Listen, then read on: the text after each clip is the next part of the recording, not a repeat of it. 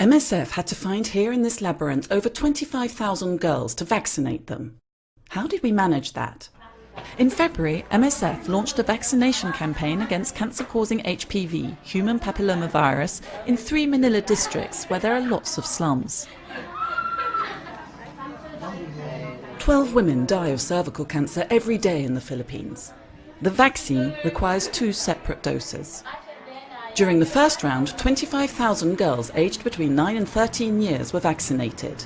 Early August, we needed to find them again to give them the second dose. A huge challenge. To get a better idea, let's go to Tondo in the north of Manila. We're in Tondo in an area called Aroma.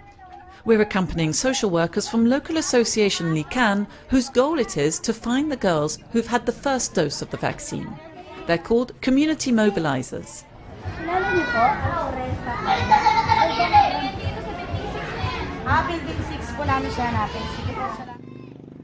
Thanks to their local knowledge and by going door to door, they managed to get many of the girls to come back. During the 10-week campaign, they covered the area informing families and referring the girls to the health centres for their second jab. The teams also used text messages to reach out to the girls. 10,000 mobile phone numbers had been registered during the first round of vaccination. Families of the girls who'd had the first dose received 2 types of text messages: information messages explaining cervical cancer and reminder messages.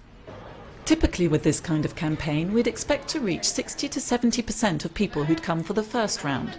But the methods implemented for this one enabled us to remobilise almost 90% of the 25,000 young girls and give them the second dose.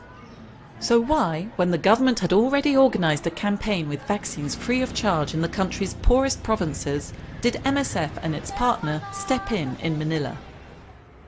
Manila, the capital of the Philippines and a relatively rich city, was not included in the government's large-scale campaign.